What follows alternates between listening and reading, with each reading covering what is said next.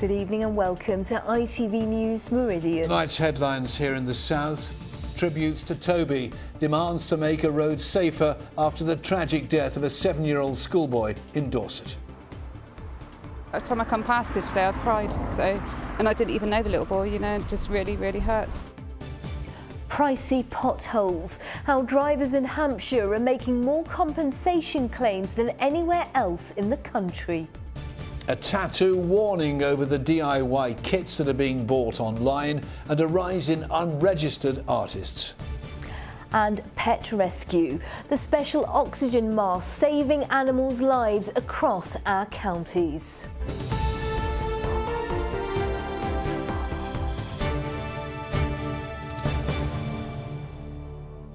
Good evening.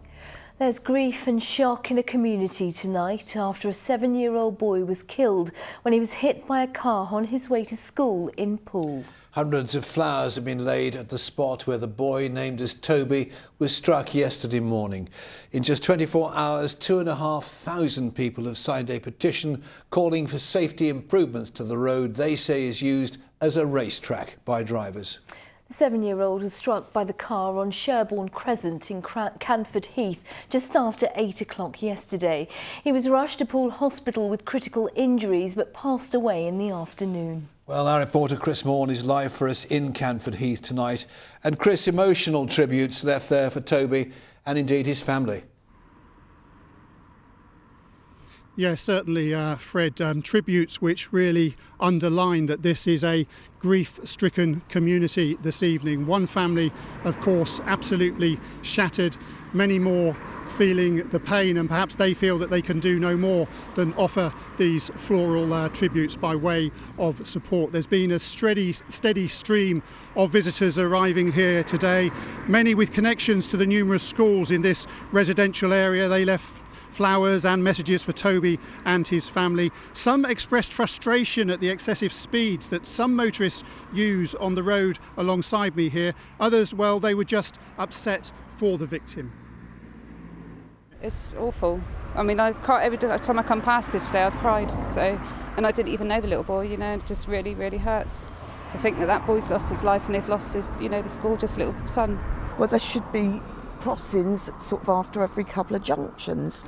There's not because one there's crossing, bends there's no lights at all. There's nothing. If you go up this road, you will not see one safe crossing for the children to cross. How many people is it going to take, children, elderly people, before something actually physically happens? You know, how many people do you have to lose? Well, Toby was a pupil at Canford Heath Infants School. Some of his classmates and friends there, well, today they've been receiving pastoral support. And of Toby, the school said this: Toby was the most delightful, warm-natured little boy who lit up our school. He will be a huge loss to all of us, especially to his friends and all the staff who absolutely adored him. Well, I'm joined here on this very sad evening by Councillor Sandra Moore, a councillor here in Canford Heath. And what a sad day this is for the family, of course, but even for the wider community. Yes, the community, as you've seen by all these tributes, are really upset by this, completely devastated, some of them. They're all saying the same thing: this could have been my son or my daughter. Now, you are an elected representative, and one of the things that I've heard here this afternoon are complaints from the residents. They say that, in a sense, that, you know, accidents are waiting to happen on this stretch of road because of perhaps the excessive speed by some motorists. What are you going to do about it? I'm going to, straight away, I'm going to be meeting with the police and with the council to see what we can do to help sort this situation out. What needs to happen? We don't yet know what actually caused the accident. I mean, obviously the first thing we had to do was to support the parents, and the school are supporting the little boy's son. Okay, but very briefly, should there be sort of more stringent speed restrictions on this road? We need to look into it, and we need to look at it with fresh eyes in light of what's just happened. Okay. Councillor Moore, thanks very much indeed for joining us here this evening. And of course, Dorset Police continue their investigation into what happened here yesterday morning and what has given rise to all these floral tributes behind me. Very, very sad indeed. Chris, thank you very much. Meanwhile, a brother and sister from Salisbury who were killed in a crash on Monday have been named. Stephen Waters, who was 17, and Millie Crouch, who was 12, both died when their car collided with a van on the A36 at Steeple Langford. Paying tribute, their mother described Stephen as gentle and caring and the man of the house, and said Millie was a mature and caring girl. Stephen's father said his heart is completely broken. The van driver from Southampton wasn't badly injured. A driver has died after his lorry overturned on the A27 near Chichester. Two lorries crashed at around 2:20 this afternoon on the westbound carriageway between the Fishbourne roundabout and Emsworth. The westbound carriageway remains closed. Police are warning of long delays while they clear debris and diesel. A man's appeared in court accused of killing a toddler in Dorset. 2-year-old Harry House died of a blunt force trauma to the abdomen in May. Joseph Eek from Broadmain near Dorchester has been charged with his murder. The 21-year-old who lived with Harry and his mother will appear at Winchester Crown Court tomorrow. Drivers in Hampshire are making more claims for compensation because of damage caused to their cars by potholes than anywhere else in the country. Almost 2,000 disgruntled drivers made claims in Hampshire last year, according to new figures. 300 of those, 15%, were successful. With the County Council paying out more than £100,000 in compensation. Surrey has the second highest number, with 1,400 drivers claiming compensation. 262 were successful. Well, reaction now from Steve Gooding from the RAC Foundation. Steve, fair to say many of the roads in our region are in an appalling state. Why aren't councils fixing potholes properly? Because surely if they did, there wouldn't be thousands of claims. The fact is that local authorities, the length and breadth of the country, are fighting a losing battle in many places to keep up with the problem of the road surface breaking up. Highway maintenance is an important issue for people. It's a real nuisance when your vehicle gets damaged, and that's why for a couple of years now we've been tracking what's happening out there. Who's making claims? Are the numbers going up or down? Sadly, not as bad as 2 years ago, but the numbers are creeping up again. So is it cheaper then for councils to pay out compensation rather than fix roads properly? I think that any council would be looking at its claims figures and worrying about the amounts of money it's paying, but really we're just looking at that as an indication of the problem. Lots of people don't even make a claim, but the fact is authorities are out there, they're doing their best, I think, to fill in the holes in the road, but what we need is a better solution, and that's tackling the backlog that's built up over many, many years. So how can drivers claim compensation? What do they do? Well, if you think that your car has been damaged by going over a bit of uneven road surface or one of the big craters that opens up, you need to have a look on your local authority's website, and that should tell you how to make a claim. And generally speaking, are councils responding as quickly and as honestly as motorists would hope? I think councils are doing their best in very straitened circumstances to try and keep up with this problem. We think that there are three things that need to happen. One is, of course, councils, even though they're strapped, need to keep pressing on with this because it really matters to people. We'd like the national government to be thinking about this when it comes to the Chancellor's autumn statement. Could they do more to help local authorities? And lastly, the highways industry. We need some clever thinking if we're going to make this problem go away. Let's hope we're going to get it then. Steve Gooding, thanks for joining us. Staying with travel now, and some good news tonight for the region's long-suffering rail passengers, especially those who've been suffering months of chaos on southern trains. Yes, long-awaited changes to the delay repay compensation scheme are imminent, according to the government. It means rail passengers will soon be able to claim compensation for delays of 15 minutes or more. The changes are good news, according to Southern Rail's boss. Of course, we aim to make sure that nobody gets delayed at all, but today's announcement is great news because when people are delayed, they do tell us that they want compensation. And the 15-minute threshold is really good news as well, because people have said to us in the past that it's a bit unfair, particularly when you're making short journeys, but you have to be delayed by 30 minutes before you receive any compensation. Well, Govia Thameslink, which runs Southern, is the first train company to introduce this scheme in the coming months. MPs who've campaigned for compensation say it's high time rail companies were held to account. I think one of the most important things the train operators can do is to ensure that getting that compensation is as easy as possible. In a digital age, people should really be able to apply for that sort of compensation online, and I think that would really go down very well with passengers. Let's just hope, though, it's easy to get your money back, because it's not always easy, Good is news it? on the rail, though, for a change. For a change. When it comes, you're watching ITV News here in the Meridian region. Coming up, Music man Tom and how a family tragedy inspired his big dream. and for more on all of our stories, you can head to our website, itv.com/Meridian. Any views or news, remember you can call us anytime on 0808 1010 095 or get in touch via Facebook, or you can send us a tweet, of course, at ITV Meridian.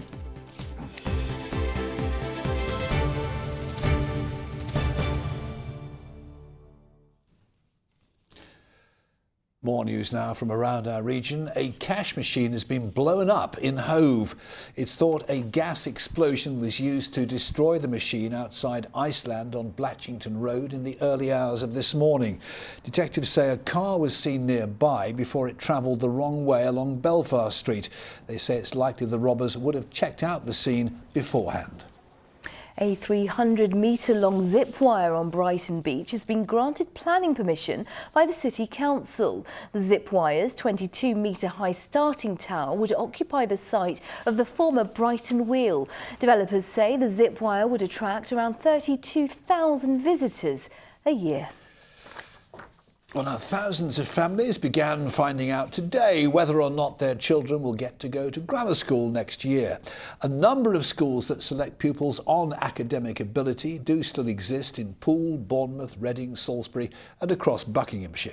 Well, the results of the 11+ exams come as the government plans to relax the rules allowing new grammars to be set up. But the issue remains as divisive as ever, as our social affairs correspondent Christine Alsford now reports. If you're looking for first-hand evidence of just how important getting into grammar school is for some, look no further than private tuition firms like this one. As this year's 11+ results are sent out, here they're already tutoring pupils after school who will sit the exams next year. Identical twins Katie and Eleanor working hard on their maths, so they stand the best chance of getting into the same school. Marcus's mum also keen for him to gain a grammar place. We think there he will have the best education possible, best chances, and hopefully that will help him in the future. Will you mind if you don't get into the grammar school? I don't honestly mind too much, but grammar schools, it's got more of a variety of learning, I feel. Good, yeah, fantastic. What about the government says it plans to increase the number of schools that select on academic ability to give parents more choice. But the move has reignited the long-running debate over the rights and wrongs of selective education and how we decide who gets in. Joanne Bartley's daughter just failed her 11+. She went on to get top GCSE grades at a non-selective school, but her mum says there's been a long-lasting impact. My daughter was really hurt by it. You know, she still talks about the fact she's not as clever as people who passed, despite a load of A's. So I don't know, it just seems to affect children quite badly because it takes place when they're only 10, and that's a really impressionable age. What is your reaction now to the news that potentially we'll have more grammar schools? I think it's a real shame. I mean, basically, I think that a good school should be able to educate anyone. I don't think it should be picking and choosing its pupils.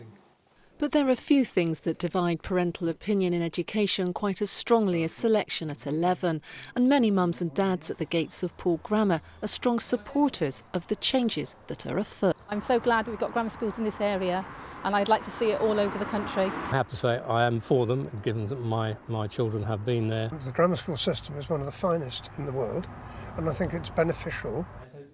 The admissions criteria here prioritises pupils passing the 11+ from less well-off backgrounds. Students think more grammar schools like theirs will benefit everyone.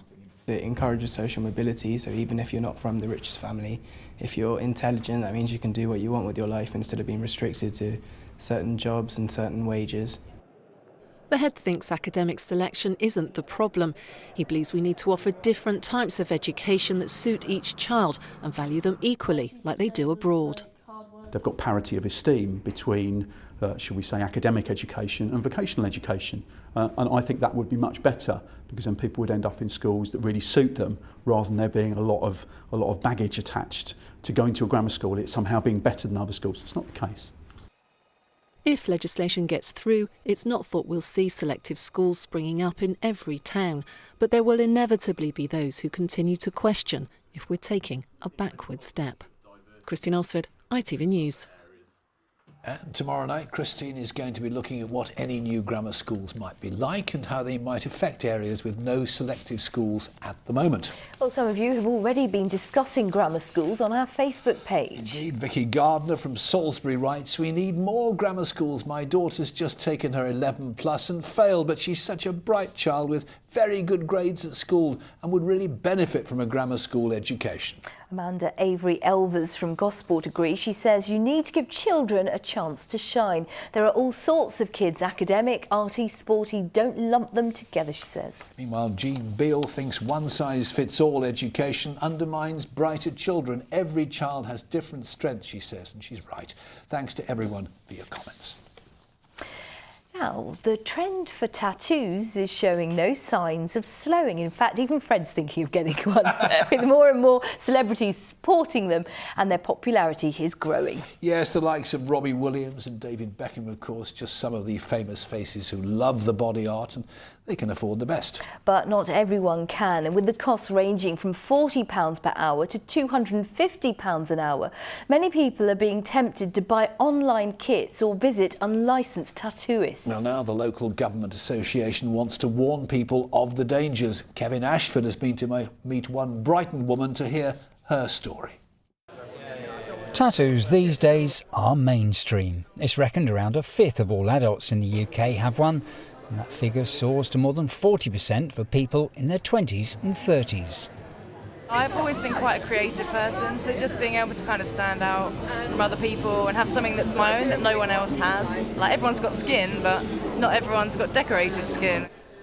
This international tattoo convention features elite artists from around the world, all licensed with excellent reputations. But the problem of tattoos done by unregistered tattooists is recognised by legitimate artists, like this experienced tattooist known as Petals Puppet from Brighton.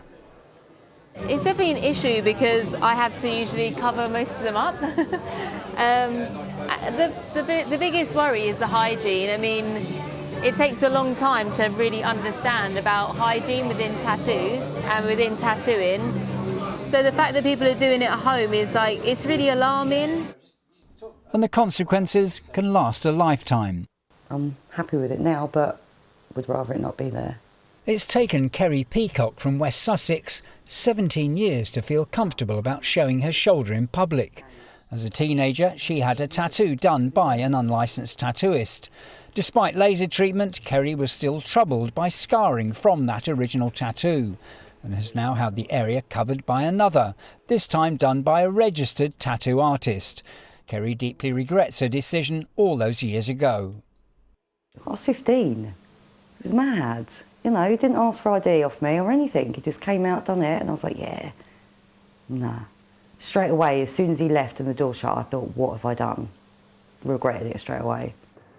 The local government association wants tougher sentences for those who tattoo outside the law.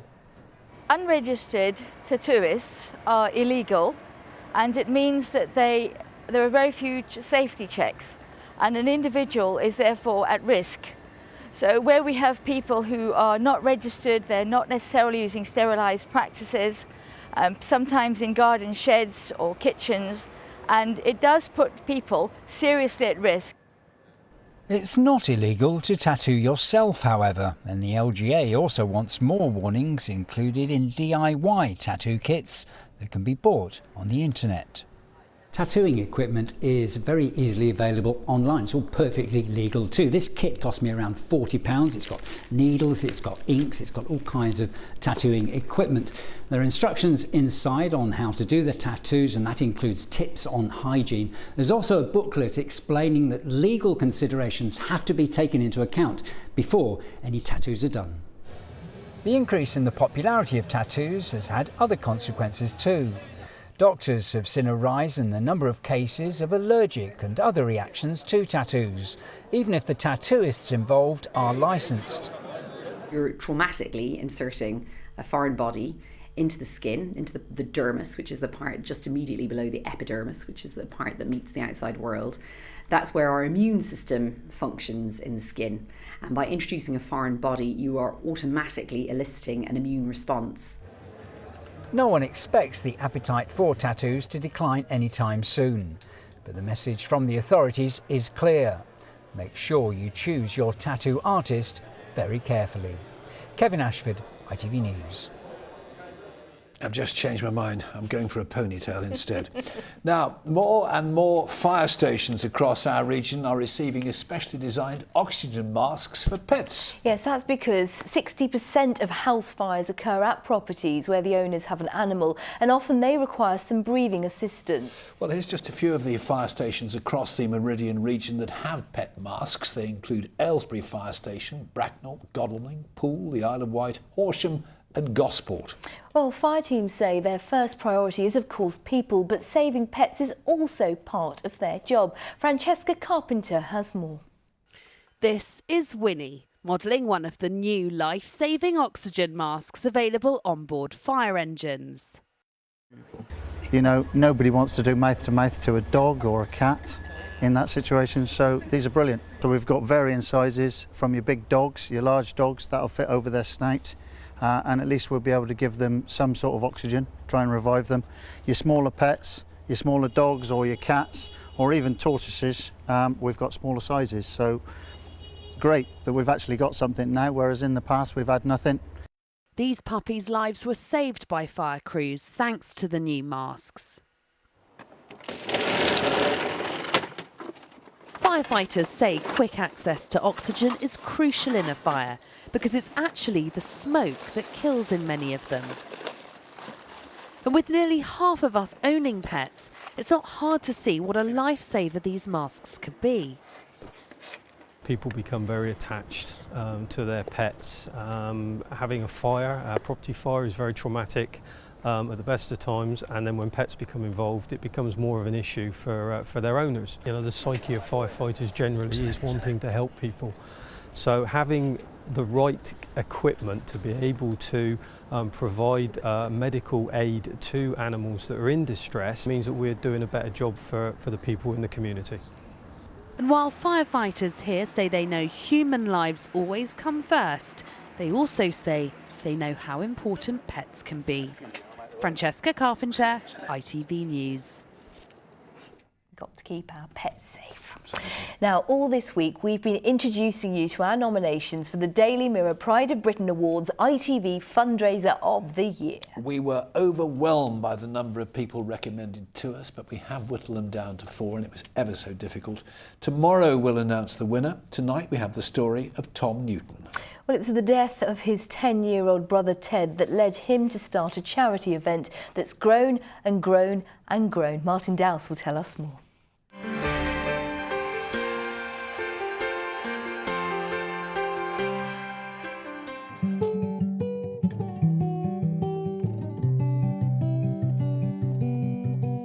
He was just very funny and he was incredibly caring. He was just such an innocent soul. He never did anything mean. He always stood up for anyone at school who was being picked on. You know, he was always that guy, really. As a big brother, Tom Newton was naturally instinctively protective. But there was nothing he could do to stop cancer taking little brother Ted. I was really angry. You know, I mean, as everyone is with things like this when it happens, and you are completely powerless. I think music's the most incredible release in all ways, whatever mood you're in, happy, sad, angry, you know. A way of venting my frustration, my anger was to try and turn it into something positive.